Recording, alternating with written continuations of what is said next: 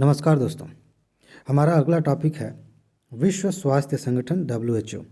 इसको पढ़ने के दो तरीके हैं। एक तरीका यह है कि जैसे बाकी चैनल्स पे आपने पढ़े होंगे या किताबों में आप पढ़ते हैं कि सीधे सीधे इसके बारे में सूचना दे दी गई है, आप पढ़ लीजिए। दूसरा तरीका यह है कि हम उन चीज़ों को देखें जहाँ से प्रश्न बन सकते हैं और उस तरीके से पढ़ें जिस तरह से प्रश्न बन सकते हैं। ठीक है, यह टॉपिक बहुत ज़्यादा इंपॉर्टेंट है। यहाँ से कई बार यूपीएससी ने मेंस में क्वेश्चन पूछे हैं और पीसीएस में भी पूछे गए हैं, प्रीलिम्स में भी क्वेश्चंस आए हैं, इसीलिए आप ध्यान से समझिए। सबसे पहली बात यह है कि इसकी स्थापना 1948 में हुई थी। इस तरह से सीधा सीधा नहीं पूछा जाएगा, लेकिन जानकारी कभी कभी ज़रूरी होती है। मान लीजिए कि एक प्रश्न पूछा गया और उसमें 4 संस्थाएं दी गई हैं, वहाँ जानकारी की ज़रूरत होती है कि कौन संस्था पहले बनी थी, तो इसको ध्यान रखिएगा। 1948 में। मुख्यालय कहाँ है? जिनेवा में है, स्विट्जरलैंड में। और यहाँ से क्वेश्चन बन सकता है, संयुक्त राष्ट्र की पहली विशिष्ट एजेंसी है जिसकी प्रत्येक सदस्य ने सदस्यता ली। प्रत्येक सदस्य देश ने, मतलब संयुक्त राष्ट्र के जो सदस्य देश हैं उन्होंने इसकी भी सदस्यता ली है। पूछा जा सकता है सेंटेंस में कि क्या यह यूएन की विशिष्ट एजेंसी है कि नहीं। यहाँ से क्वेश्चन आ सकते हैं, ध्यान रखिएगा। आगे एक प्रश्न ऐसे भी बनता है कि यह संस्था किस तरह की है, अंतर सरकारी है कि एनजीओ है कि संयुक्त राष्ट्र की विशिष्ट एजेंसी है कि क्या है। ठीक, यह एक अंतर सरकारी संगठन है। अंतर सरकारी संगठन का मतलब यह होता है कि यह संगठन सरकारों के साथ मिलकर काम करता है। ठीक है, जो अपने सदस्य देशों के स्वास्थ्य मंत्रालयों के सहयोग से काम करता है। ठीक, अब देखिए एक प्रश्न यहाँ से बन सकता है जो कि काफ़ी कठिन माना जाएगा अगर आपने नहीं पढ़ा है तो। इसके 6 क्षेत्रीय कार्यालय हैं, 6 कहाँ कहाँ हैं देख लीजिए। हरारे में है, अफ्रीका के, देखिए जोन है, ये 6 जोन है। दुनिया के अलग अलग क्षेत्रों को 6 भागों में बांट दिया गया है इनके लिए, इस संगठन के लिए, और उस जोन में एक एक हेडक्वार्टर है इनका क्षेत्रीय। तो एक हरारे है अफ्रीका के लिए, कोपेनहेगन है यूरोप के लिए, नई दिल्ली है दक्षिण पूर्व एशिया के लिए, वाशिंगटन डीसी है अमेरिका के लिए, और कायरे है पूर्वी मेडिटेरेनियन के लिए, और नीचे आप देखेंगे मनीला है पश्चिमी प्रशांत के लिए। आप इसके लिए क्या करेंगे, आप सीधे इसे याद करेंगे।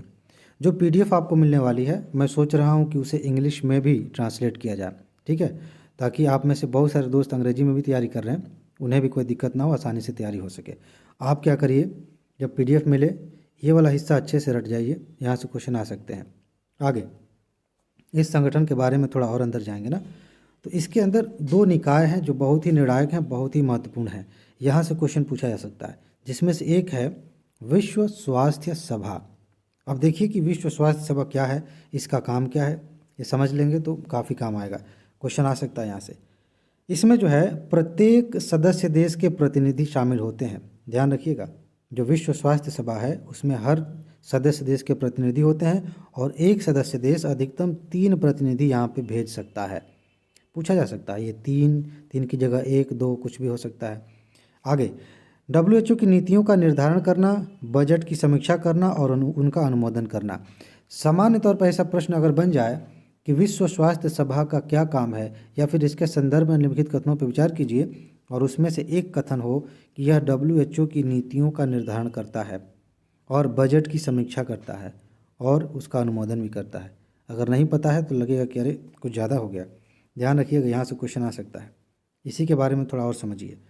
यह WHO तथा संयुक्त राष्ट्र के मध्य होने वाले किसी भी समझौते के संदर्भ में किससे रिपोर्ट करता है, ये ध्यान रखने वाली बात है, आर्थिक और सामाजिक परिषद को। अब जाकर देखिए कि आर्थिक और सामाजिक परिषद संयुक्त राष्ट्र में कहाँ है, इम्पॉर्टेंट है। एक वीडियो आएगी जिसमें मैं बताऊंगा कि संयुक्त राष्ट्र की जो संस्था है, विशेष रूप से जहाँ से क्वेश्चंस आते हैं, वहाँ हम बात करेंगे और उनकी विशेषताओं के बारे में भी जानेंगे। ठीक, तो यहाँ से क्वेश्चन आ सकता है कि रिपोर्ट किसको करती है। जो दूसरा, इसी के तहत जो दूसरा निकाय है उसको समझिए। इसको कहते हैं कार्यकारी बोर्ड कहते हैं इसको। क्या भाई, इसमें क्या है, स्वास्थ्य क्षेत्र के 34 विशेषज्ञ इसमें शामिल होते हैं। ध्यान रखिए, जो विश्व स्वास्थ्य सभा के निर्णयों को, यहाँ पे यह इसको हटा दीजिए, निर्णयों को तथा नीतियों को प्रभावी बनाते हैं। अभी हमने स्वास्थ्य सभा की बात की, तो स्वास्थ्य सभा क्या है, कोई फैसला करेगी तो ये उसको लागू कराते हैं, प्रभावी कराते हैं। ठीक है, नीतियों को। आगे इसको अभी मैं ठीक कर देता हूँ, नीतियों होगा। ठीक, अब देखिए यहाँ से क्वेश्चन बन सकता है, थोड़ा और डीप में जाए यूपीएससी तो यहाँ से क्वेश्चन बन सकता है। इसका जो चेयरमैन होता है ना कार्यकारी बोर्ड का, वो जो ये क्षेत्रीय कार्यालय हैं क्षेत्रीय समूह है, वहाँ से समूहों में से प्रति 1 वर्ष के लिए बारी बारी से चुना जाता है। कभी यूरोप से हो जाएगा, कभी एशिया से हो जाएगा, कभी अफ्रीका से, ऐसे, ठीक है, 1 साल के लिए। और कार्यकारी बोर्ड के जो सदस्य हैं ना, वो 3 साल के लिए चुने जाते हैं। ध्यान रखिएगा, यहाँ से क्वेश्चन बन सकता है। आगे बढ़ते हैं। यह विश्व स्वास्थ्य सभा के निर्णय और नीतियों को प्रभावी बनाता है। मेरे ख्याल से 2 बार लिख दिया गया होगा, ठीक है, कोई बात नहीं। आगे थोड़ा और देखिए, यहाँ से क्वेश्चन बन सकते हैं। नोट है, क्या नोट है भाई? 1967 में ना WHO ने गहन चेचक उन्मूलन कार्यक्रम शुरू किया था। कब? 1967 में। और विश्व स्वास्थ्य संगठन और साथ साथ भारत सरकार के सम्मिलित प्रयास से 1977 में भारत से चेचक का उन्मूलन हो गया। चेचक पे यूपीएससी ने पहले भी प्रश्न पूछे हैं। इस तरह से भी प्रश्न आए हैं कि निम्नलिखित में से कौन सी बीमारियां भारत से मतलब ख़त्म हो चुकी हैं, उनका उन्मूलन हो गया है।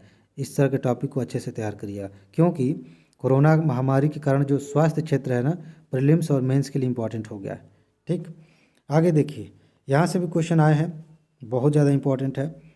WHO और यूनिसेफ ने 1978 में सोवियत संघ के अल्मा आटा शहर में एक वैश्विक सम्मेलन आयोजित किया था और अल्मा आटा घोषणा पत्र अपनाया गया था। पूछा जा सकता है आपसे कि अल्मा आटा घोषणा पत्र का संबंध किससे है? इसका संबंध है प्राथमिक स्वास्थ्य से। ठीक है जी, ये नीचे लिखा है, इसका संबंध किससे है? प्राथमिक स्वास्थ्य से। बस इसमें बस इतना आपने तैयार कर लिया, आपका काम हो जाएगा। एक चीज़ समझ लीजिए, किसी भी टॉपिक को ना बहुत विस्तार से भी पढ़ा जा सकता है और बहुत ज़्यादा कंसाइज करके, बहुत छोटा करके भी पढ़ा जा सकता है। ये हमारी जिम्मेदारी है कि हम सिर्फ उतना ही पढ़ें जितना हमारे काम का है। हमें यहाँ पे अक्सर आप सुनते हैं PhD नहीं करनी है, लेकिन कम से कम इतना तो है कि हमें यहाँ उस तरह के ज्ञान की ज़रूरत नहीं है जिस तरह से आप PhD करते या कुछ और करते, कहीं भाषण देने जाते। आपको प्रीलिम्स निकालना है, सिर्फ इतना। इसी तरह से हम बाकी टॉपिक्स भी कवर करेंगे, सिर्फ इतना आप पढ़ लेना, काम हो जाएगा। इसी के आधार पे आप आसानी से क्वेश्चन हल कर सकते हैं। ठीक है जी, तो बने रहिए। अभी तक चैनल को सब्सक्राइब नहीं किया है तो कर लीजिए, और बाकी वीडियोस जो है प्लेलिस्ट बनी हुई है UPSC 300 के नाम से, वहीं पे पड़ी हुई हैं, जाकर उनको भी देखिए, रिवाइज करिए, नोट्स आपको मिल जाएंगी। अपना ख्याल रखिए, मस्त रहिए। आगे मिलते हैं, नमस्कार।